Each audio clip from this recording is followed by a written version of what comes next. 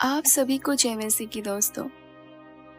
हम अक्सर बिना तैयारी के प्रार्थना में कूद पड़ते हैं, शब्दों का तूफान उठा देते हैं, जिज्ञासाएं और शिकायतें उड़ेल देते हैं और फिर आशा का चमत्कार मांगने बैठे रहते हैं। पर क्या होगा अगर हम पहले अपनी आत्मा को शांत कर लें और परमेश्वर के वादों में निवास करें? परमेश्वर के वादे केवल विचार नहीं, वे जीवन के बीज हैं। जब हम उन वादों को पहले सुनते, याद करते और दिल में पकड़ते हैं, तो हमारे शब्द प्रार्थना बनकर उठते हैं और वे परिवर्तन लाते हैं। आज की वीडियो में हम यही बात डिस्कस करेंगे। पहले वादों में ठहरे, फिर बोले। जीवन का एक सरल नियम है, हमारे शब्द हमारी दुनिया का निर्माण करते हैं। बाइबल कहती है कि वचन जीवित और प्रभावशाली है। इब्रानियों 4:12 में चश्मे की तरह हमारे बोलने के तरीके से ही हम संसार को देखते और जिया करते हैं। जब हम खुद पर, अपने हालात पर या दूसरों पर नकारात्मक शब्द उछालते हैं, तो हम अंधकार के बीज बोते हैं। पर जब हम परमेश्वर के वचनों को बोलते हैं, मैं प्रिय हूँ, मैं उद्धार पाया हूँ, मेरी सहायता उस पर टिकी है, तो हम आशा के बीज बोते हैं। आज आप दोहराइए, मेरे शब्द जीवन बनाएंगे। जब भी तुम कुछ बुरा महसूस करो, पहले अपने शब्दों को रोककर पूछो, क्या मैं जीवन बो रहा हूँ या विनाश? परमेश्वर के वादे हमारी आत्मिक नींव है। मरियम की स्तुति, दाऊद के भजन या यीशु के वचन, ये सब वादे हैं जिन्हें हम अपने हृदय में भर सकते हैं। वादा सुनना और उसे केवल सुनकर छोड़ देना पर्याप्त नहीं, उसे मन में उतारना, आत्मा में बैठाना आवश्यक है। जैसे बीज को मिट्टी में दबाना पड़ता है, वैसे ही वादों को दिल में दबाकर प्रार्थना की जड़ मजबूत होती है। मैं तेरे साथ हूँ, मैं तेरे हर दर्द को जानता हूँ, मैं तुझे कभी नहीं छोड़ूंगा। मेरे वचन में जीवन और शुद्धता है। ये सब परमेश्वर हमसे वादे करते हैं। इन वादों को सुबह उठते समय और रात को सोते समय दोहराइए, धीरे से, विश्वास के साथ। ये अभ्यास आपकी भाषा को बदल देगी। आप जो अपने बारे में कहते हो, वो बहुत महत्वपूर्ण है। अक्सर हम बिना सोचे समझे अपने आप से कठोर शब्द कह देते हैं। मैं फिर से असफल हुआ, मैं सक्षम नहीं, किसी काम का नहीं। याद रखो, आत्म उपहास में बोला गया शब्द भी माने रखता है, परंतु बाइबल हमें बुलाती है कि हम आत्मा परित्याग की जगह आत्मा स्वीकृति और आत्मा आशीर्वाद बोले। यीशु ने कहा, जैसा तुम बोलते हो वैसा तुम्हें मिलेगा, या कम से कम बोलकर तुम ही उसे वास्तविक बनाते हो। हर बार जब आत्म निंदा का विचार आए, तुरंत वचन या सटीक पुष्टि बोलो, मैं मसीह में चुना गया हूँ, मैं सुधार का पथ पर हूँ। ये छोटे छोटे परिवर्तन अंतर तुम्हारे चरित्र को बदल देंगे। हमारी सभ्यता नकारात्मक से बंधी हुई है। समाचार, सोशल मीडिया, चर्च की बातों में भी ये दिखाई देता है। नकारात्मक शब्द कानों से अंदर आते हैं और फिर हमारे विचारों में आग लगा देते हैं। पर ये हमारी जिम्मेदारी है कि हम उन शब्दों को अपने भीतर प्रवेश ना करने दें। इन नकारात्मक शब्दों को हम कैसे मना कर सकते हैं? शब्द को फिल्टर करके। जब कोई बुरा खबर सुनो, उस पर तुरंत प्रार्थना का फिल्टर लगाओ। हे परमेश्वर, क्या यह निर्णय मेरे लिए सत्य है? नंबर 2, फोकस पे शिफ्ट करो।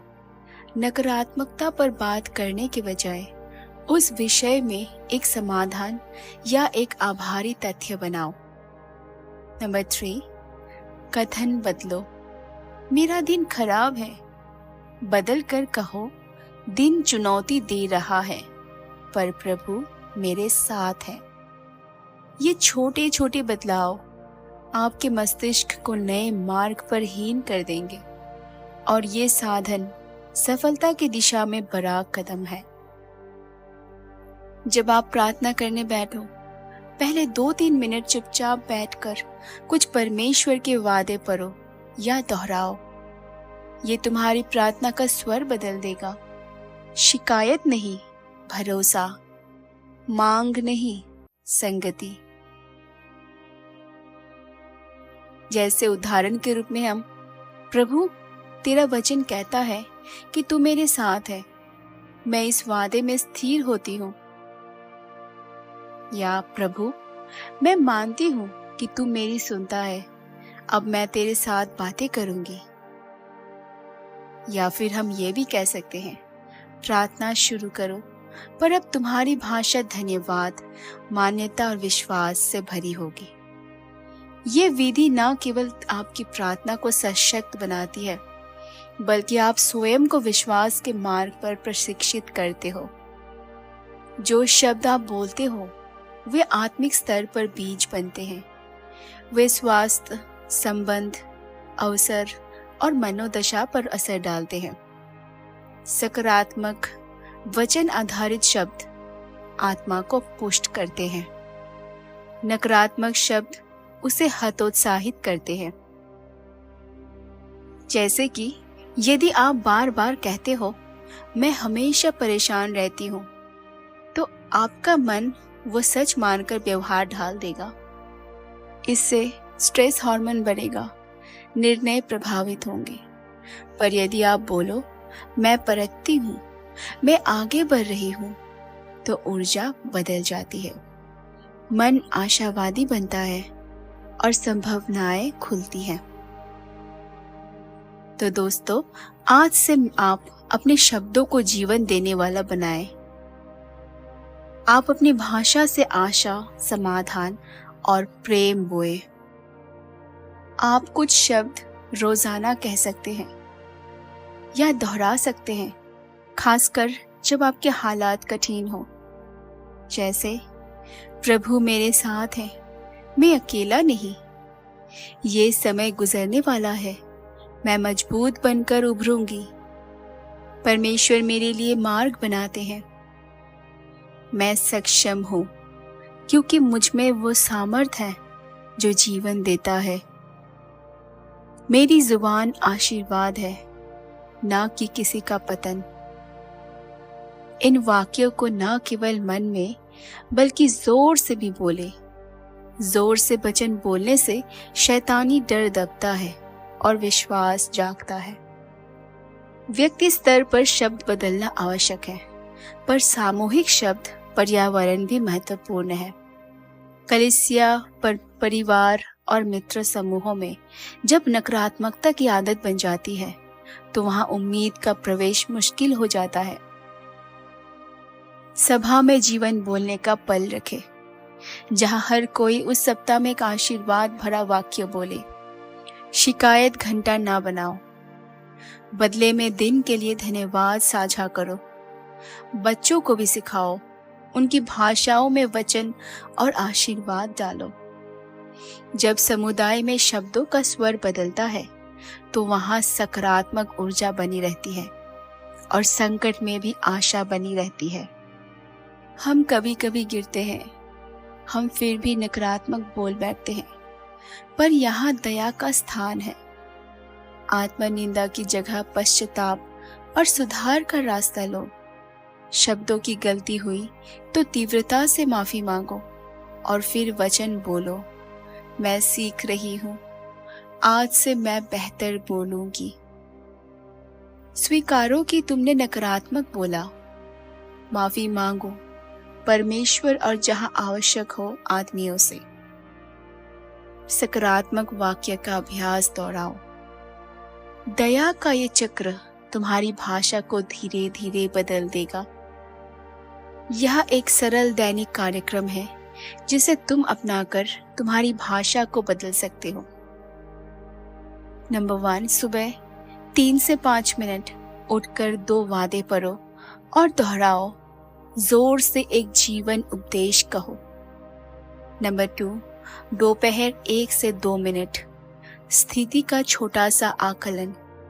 क्या मैं नकारात्मक बोल रही हूँ? यदि हाँ, तब तुरंत वचन बोलो। नंबर 3, शाम 5 मिनट धन्यवाद सूची। 3 चीजें जिनके लिए तुम आभारी हो। नंबर 4, रात के 3 मिनट दिन भर में बोले गए शब्दों का अवलोकन। जहां चाहिए पश्चाताप और सुधार का संकल्प लो। नियमितता से यह अभ्यास तुम्हारे मस्तिष्क और आत्मा में नए मार्ग गढ़ेगा। तो दोस्तों, आइए सब मिलकर आंख बंद करके आज की प्रार्थना एक साथ करते हैं।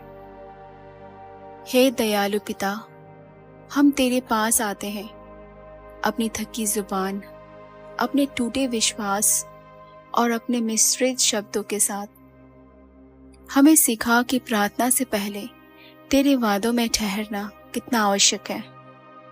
हमें वह समझ दे कि हमारी जुबान जीवन भी दे सकती है और मृत्यु भी। आज हम निर्णय लेते हैं, हम उन अपने शब्दों से जीवन बोएंगे। जब भी हमारी प्रवृत्ति नकारात्मकता की हो, तू हमें रोक दे और अपने वचनों की याद दिला दे। हमें साहस दे कि हम अपने आप से प्रेम भरे शब्द कहें और अपने भाई बहनों के लिए आशीर्वाद बोले। अपने वादों में हमारे दिलों को घेर कर हमारी जुबान को बदल दे, ताकि हमारे बोलते ही परिवर्तन की हवा चले। यीशु के नाम पर आमीन। तो दोस्तों, आज आप और मैं ये घोषणा करते हैं, मैं अपने शब्दों से जीवन बोलूंगी। मैं नकारात्मकता का प्रचार नहीं करूंगी और पहले वादों में ठहरकर मैं प्रार्थना उठाऊंगी। तो दोस्तों, आज के वचन से आपको जरूर आशीष मिली होगी। कमेंट्स में आमीन जरूर लिखें और कोई प्रार्थना का विषय हो तो कमेंट्स में पिन करें और हम आप सभी के लिए दुआ करेंगे। परमेश्वर आप सभी को आशीष दे।